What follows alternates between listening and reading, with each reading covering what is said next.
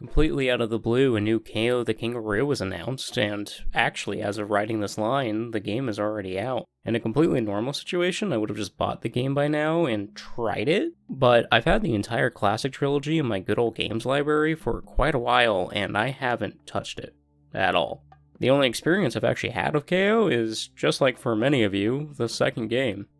Just randomly one day, my mother came home with this video game she found, and I kind of think she got it from a bargain bin, but specifically Kao Round 2. I don't know how she found this, and I don't know where my original copy is. As you saw in the little pop-up there, it was the PC version of the game, but yeah, like, ever since then, this game has kind of held a random empty space in my head, man. Like, I haven't played this game at all since I was a kid, and I just have a PS2 copy that I picked up, but you know, I just wanted a physical copy of the game I liked as a kid, and I still haven't even touched it since. Well, I guess since there's a new game out, finally, I'm going to take this as an opportunity to talk about these older games, since I never really got around to playing them. And I also want to make a bit of a disclaimer here. For some reason, the PC port of the game just doesn't work super well in Windows 11, or maybe it is just a bad port in general, but I can only play the game in windowed mode, and it cropped the game automatically so you couldn't really see the top or the bottom too well. So I cropped it a little bit more for the video. Sorry if it looks weird, but that's the best I could do. Everything I tried just didn't fix anything, but let's talk about Kao anyways. The game gets started with a cutscene of Kao napping in the jungle, and a little butterfly wakes him up. Chases it like a cat and a mouse type of situation, and then suddenly this hippo thing pops out of the weeds and captures Kao. In this cage is a pair of boxing gloves for whatever reason, and I guess that allows Kao to break out and start his adventure. The game doesn't do a great job at telegraphing what's actually going on. Supposedly that hippo thing was a hunter? Cool. So he kidnapped all the kangaroos, and now it's Kao's job to go save them because these boxing gloves gave him the powers. I don't know. The plot isn't actually, like, said to you or anything, which is fine, don't get me wrong, but it's just so little telegraphing of what's going on in the game, it's hard to tell, and it's hard to make out what's actually happening. But it's so simple, it is so basic, it doesn't matter. The story isn't brought up until the very end of the game again anyways, so you're good. You're good to just keep playing. It's actually a rather basic 3D platformer with some pretty basic controls to go with it. Unfortunately, I couldn't get a controller connected to the game, so I played with the keyboard. You press the arrow keys to move, up goes forward, down goes back, left and right rotate. Oh god, it's tank controls. Why? Tank control platformers can be good, as long as the platforming isn't super precise. And yeah, I would say Kao doesn't try to do anything too crazy with its level design, but some of the jumps are just a little too far, and it's very hard to move. Like, if you flick the stick in Mario, you're gonna go that direction. Instead, you have to realign yourself every single time. It's frustrating, but it's doable. You can also tap the left shift key to do a quick spin around. It's only to always rotate you 180 degrees, so it's perfect for these like quicker platforming moments, like if a platform drops or if an enemy is just behind you, you need to quickly turn around and attack. It's that type of thing. Combat, by the way, is very simple, just like everything else in this game, honestly. Kao has a punch and a tail whip.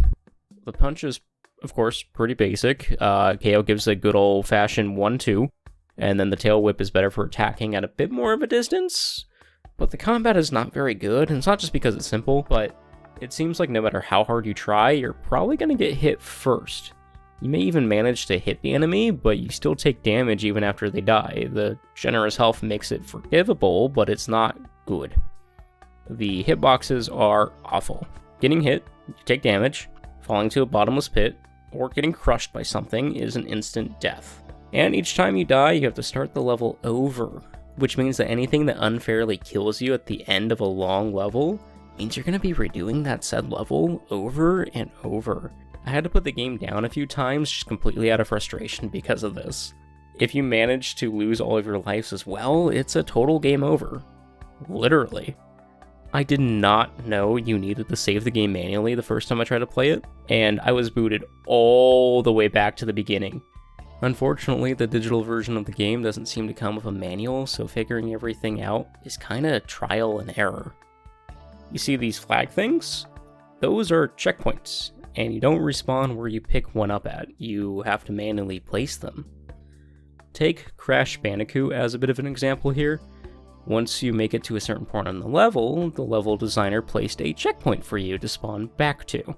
They normally place these after long strings of jumps, a lot of enemy encounters, or something that's equally difficult. And in Kao, since you're tasked to place your own checkpoints, there's also a limit of like 1 or 2 for most levels.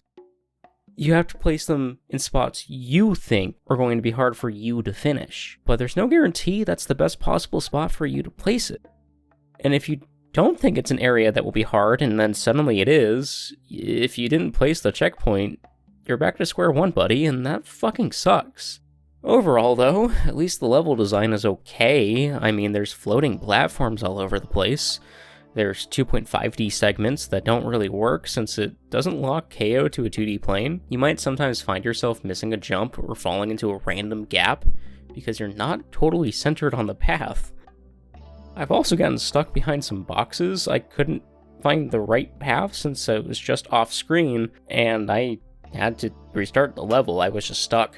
It's also really hard to walk on a curving path towards the camera since you can't make out how far into the scene you physically are. There's also some vehicle levels that are actually kind of a nice change of pace. If you've seen Nitro Red's video on Kao, he mentioned that he didn't really like it because of how unforgiving the hitboxes are. Again, if you hit anything, it's an instant death, but I actually kind of like that. It makes the game, I don't know how to put it, challenging, I guess is the best thing to say. You have to dodge everything around you. You can't hit any walls, can't hit any enemies, you can't hit anything, which I think is actually kind of fun because they put a timer on the screen that makes you feel like you want to speedrun these areas and getting good at them after the many attempts I did at the stupid fucking paraglider level. I was getting some pretty good times and it made the level more fun, even though I still hate this level with a passion, but that's primarily because of how fucking awful the music is.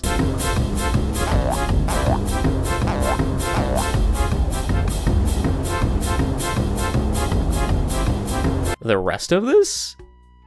It's kind of fun, honestly. This is a highlight for me. Oh, and there's also a handful of bosses. I don't really do a great job at telegraphing how you're supposed to beat them, but it's mostly just dodge and then punch. Most bosses can be beaten in under a minute, and they're stupid easy once you actually figure out what to do. For the Zeus boss fight, because for some reason Zeus is a boss, I had to look up what to do, and I guess you just run underneath of him.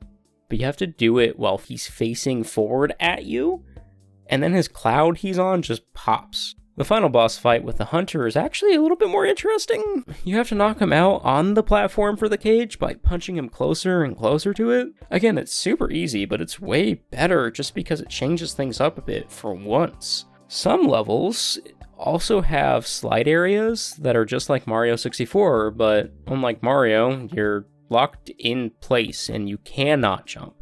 It seems like they just locked you in by massively increasing your gravity, so if you fall off, it's almost instant.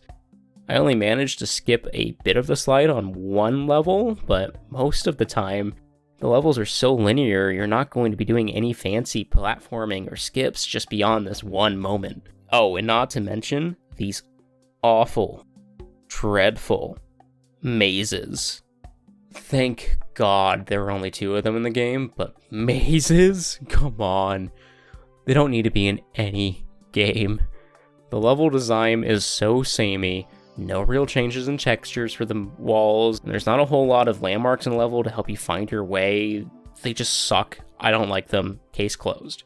There was also a Dreamcast version of the game that I checked out. It's actually the version I would recommend to you the most. Not only does the game not run in a crappy windowed mode, but it removed the tank controls in favor of normal analog controls, and it's just so much better and easier to play through. I do think the vehicle levels are easier on a keyboard than they were with a controller, but besides that, it's definitely the definitive version of the game, and In my opinion, it also looked a lot nicer, the textures just seem to be more detailed, and the game just feels better. Besides that, there isn't a whole lot more to say about Kao. It has its potential as a speedrunning game, and overall, it's not so awful I'll never play it again, so at least it has that going for it.